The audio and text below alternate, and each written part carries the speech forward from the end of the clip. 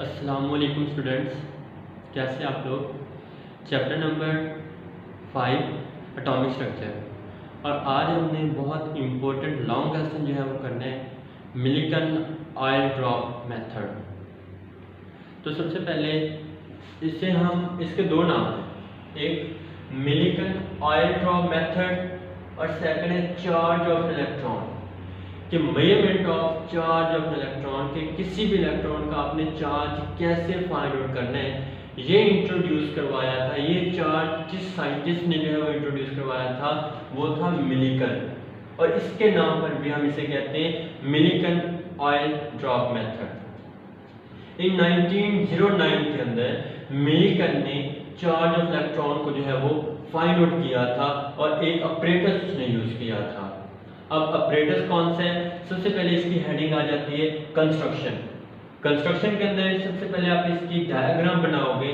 Diagram में क्या कहता है? पहले कहते हैं यहाँ पर मेटेलिक चैम्बर। इसमें मेटेलिक चैम्बर है। Metallic chamber consist of two parts. इसके दो पार्ट्स हैं, अपर और लोअर।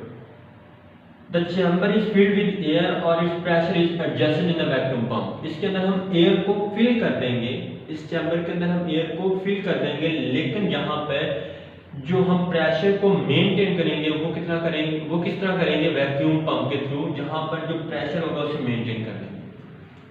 Second, electrodes. इलेक्ट्रोड्स यहाँ पर दो हमने यूज करने, एक अपर होगा और दूसरा लोअर होगा। अपर को हमने यूज किया, यहाँ पे शो किया हुआ है ए से, और लोअर को हमने यहाँ पे शो किया हुआ है ए डैश। और अपर जो होगा यहाँ पे इसके अंदर एक होल क्रिएट होगा। ये दो इसके इलेक्ट्रोड्स हैं। इसके बाद ये सारी के सारे जो इंफॉर्मेशन आ रही है सारी कंस्ट्रक्शन के अंदर आप लिखोगे। थर्ड, एटॉमाइजर। एटॉमाइजर क्या करेगा? ये एज अ स्प्रे के तौर पर यूज होगा।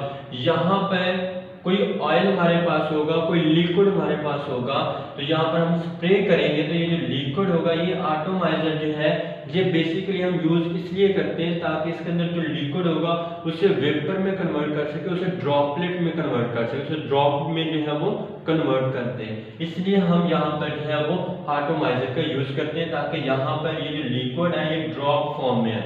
हमने एक इलेक्ट्रॉन का यहाँ पर चार्ज फाइंड आउट करना है। जब ये यहाँ पर ड्रॉप फॉर्म में आएगा तो तब हम यहाँ पर क्या कर लेंगे? आइडेंटिफाई कर लेंगे। इसके बाद एटॉमाइजर के साथ साथ उन्होंने एक माइक्रोस्कोप भी ली थी। माइक्रोस्कोप क्या करेगा? जैसे ये होल से ड्रॉप आएगा तो ये इसको क्या करता जाएगा? इसकी ऑब्जर्व करता जाएगा। इस ड्रॉप को क्या करता जाएगा? यहाँ पर ऑब्जर्व करता जाएगा। थर्ड, फोर्थ हमारे पास है एक्सरे जनरेटर। यहाँ पर हमने एक्सरे यहाँ पर रखी हुई है। अब एक्सरे क्या करेगा? जो इसके अंदर गैस होगी उसको आयोनाइज कर देगा। एक्सरे जो इसके अंदर हमने एयर को फिल किया हुआ है उसको क्या कर देगा? आयोनाइज कर देगा, आइंस फॉर्म में कन्वर्ट कर देगा। ये तो हमारे पास क्या था? इसकी कंस्ट्रक्शन थी।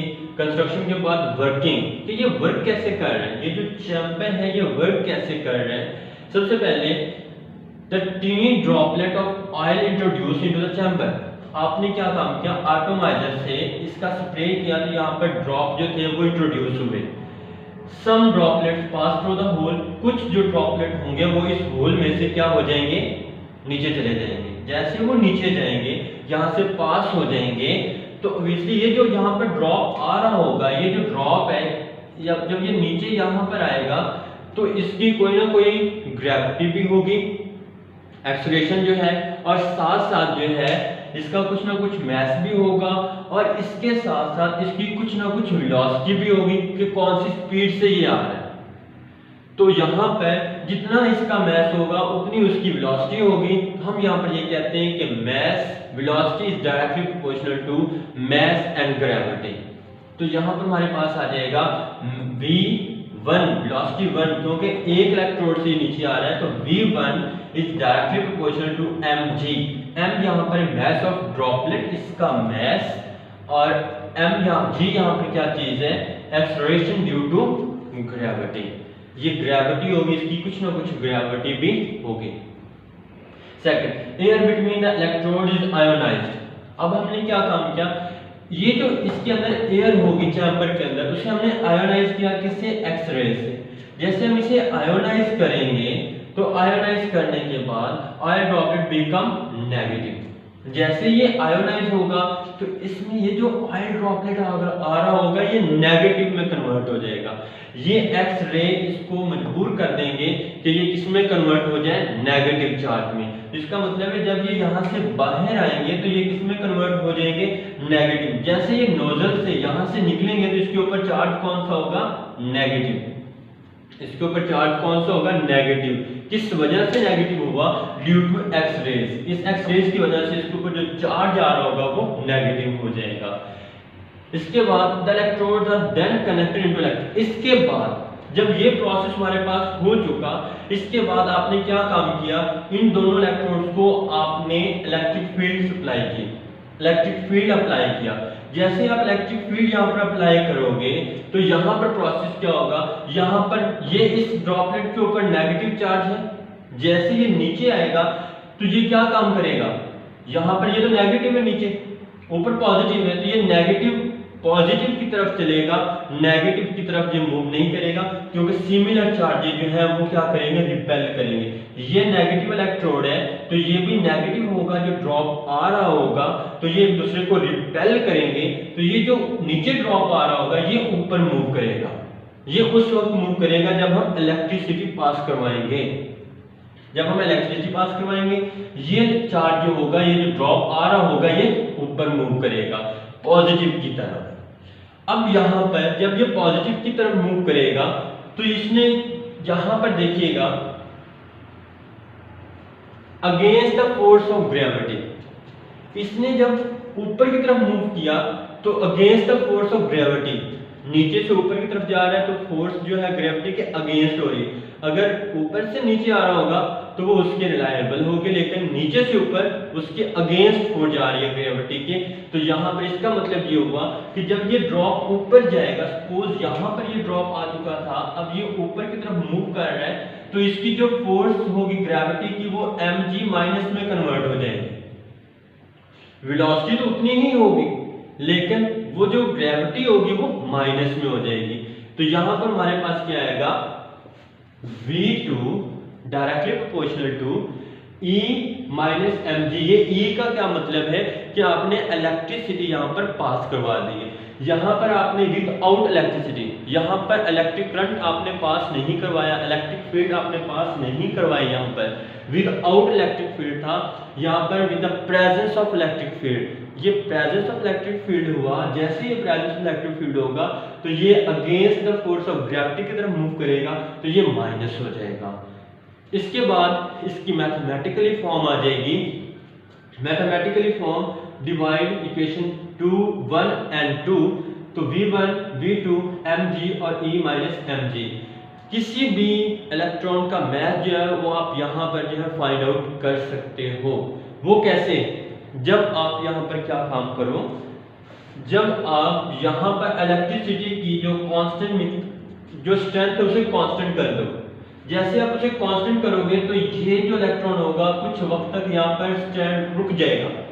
ये इलेक्ट्रॉन जैसे ही रुकेगा, इधर हम माइक्रोस्कोप से इसे ऑब्जर्व कर रहे होंगे तो हम इसकी क्या चीज वेलोसिटी भी यहाँ से निकाल लेंगे इलेक्ट्रॉन माइक्रोस्कोप से, और इसकी ग्रेविटी भी हमारे पास आ जाएगी, इसकी डेंसिटी भी हमारे पास आ जाएगी, इसका डायामीटर भी हमारे पास आ जाएगा। डायामीटर भी इस इलेक्ट्रॉन का हमारे पास आ चुका, इसके बाद इसकी वेलोसिटी भी हमारे पास आ चुकी, इसकी ग्रेविटी भी हमारे पास आ चुकी। जब हमारे पास ग्रेविटी भी आ जाती है, सब कुछ आ जाता है, तो हम यहाँ से इसका मास जो है वो फाइंड आउट कर सकते हैं। ये हमारे पास इसका जो है इस इक्वेशन के थ्रू हम इसका मास जो है वो फाइंड आउट कर लेते होते हैं। अब हमें पता है यहाँ पर, ये देखिएगा कि हम मास कैसे फाइंड आउट करेंगे। यहाँ से the strength of electric field adjusted the droplet of steel stand हो जाएगा। तो इसके बाद droplet determined, mass of the droplet is determined. आप मास इसका फाइंड आउट कर सकते हो।